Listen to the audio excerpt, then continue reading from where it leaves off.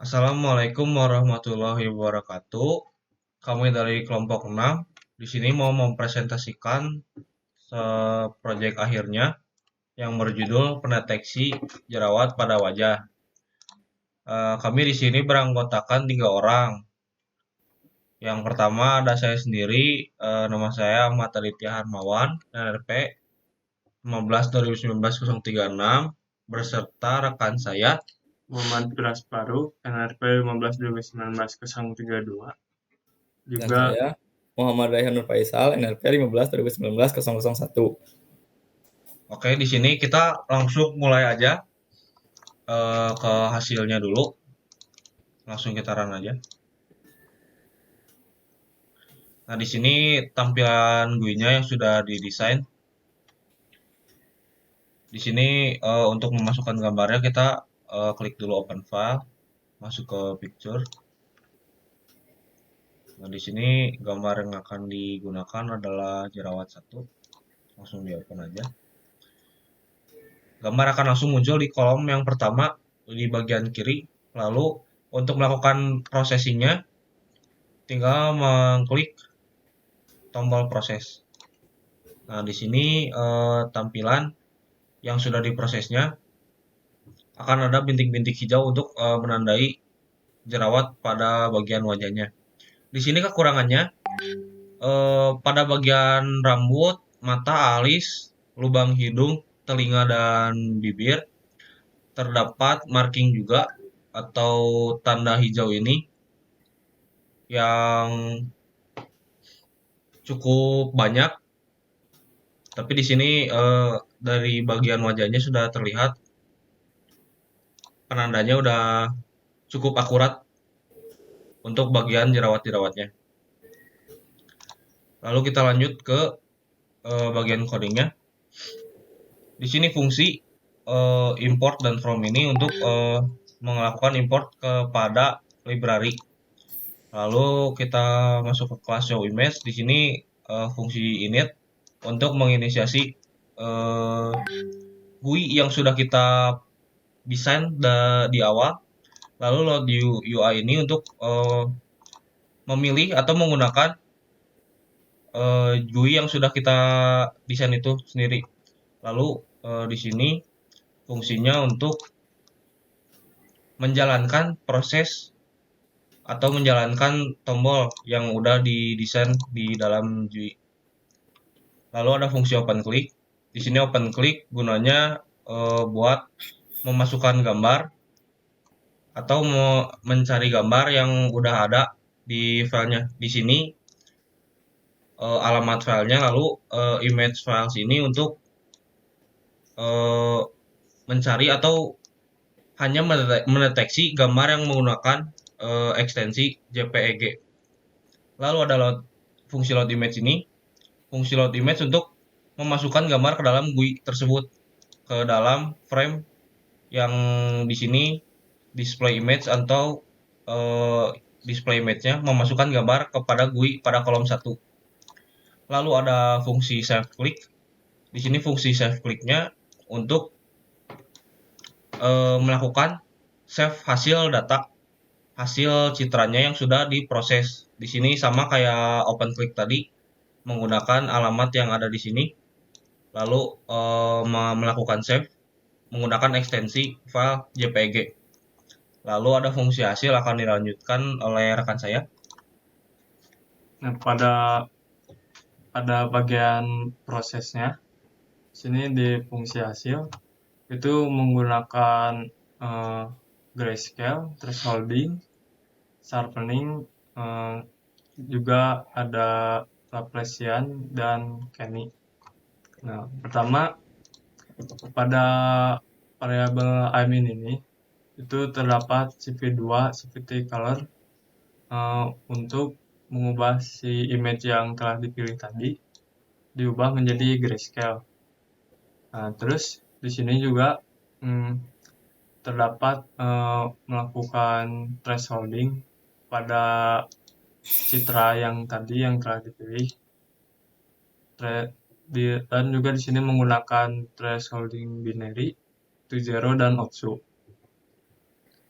Nah, pada float fill ini itu mengcopy dari yang sudah di threshold dan masukkan pada variabel float fill. Terus di sini untuk height dan weight-nya dari yang sudah di threshold tadi. Terus di sini ada masking untuk mengubah si height-nya menjadi +2, weight-nya juga +2. Nah, pada CV2 float fill ini dilakukan masking juga yang telah di thresholding yang di copy tadi. Terus pada aim out ini menyatukan image citra yang telah grayscale tadi dengan yang telah dilakukan float fill. Terus ada sini nilai kernel untuk melakukan sharpening ini menggunakan CP2 filter 2D.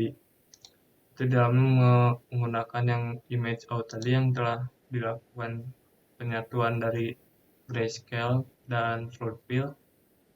Ini untuk memasukkan nilai kernel ini. Terus dilakukan blur. Nah, pada blur ini menggunakan CV2 Gaussian blur. Nah, yang di blurin itu dari sharpening tadi, citra yang telah di sharpening. Lanjut pada lab ini dilakukannya CV2 Laplacian, melanjutkan dari yang blur tadi di Laplacian-kan. Terus selanjutnya oleh Muhammad Raihan. Untuk selanjutnya melakukan proses ekstraksi ciri dan marking, yaitu dengan menggunakan ekstraksi ciri yaitu dengan menggunakan CP2 Kenny yang dimasukkan ke dalam variabel Kenny. Nah, di CP2 Kenny terdapat source-nya yaitu hasil yang sudah di Laplacian. Selanjutnya ada threshold 1 dan threshold 2. Nah, selanjutnya pada variabel img1 menggunakan CP2 merge yaitu untuk menyatukan 3 hasil yang sudah di Laplacian. Nah, selanjutnya img2 yaitu untuk menyimpan hasil copy variabel image img. Nah, selanjutnya img2 dalam kurung Kenny sama dengan 255 yaitu untuk marking, yaitu untuk mengubah warna garis tepi menjadi green. Nah, selanjutnya terdapat variabel hasil yaitu untuk menggabungkan citra awal dan citra yang sudah di marking. Nah, untuk self.image sama dengan hasil yaitu untuk memasukkan variabel hasil ke self.image yang akan di print di display image 2 atau di bagian sebelah kanan GUI. Nah, selanjutnya terdapat fungsi display image yaitu untuk menampilkan image pada bagiannya masing-masing. Di bawah juga terdapat di bawah juga terdapat argumen untuk menampilkan pada Windows dan memberi nama Pimple Scanner pada GUI-nya. Nah, selanjutnya hasil run per setiap prosesnya.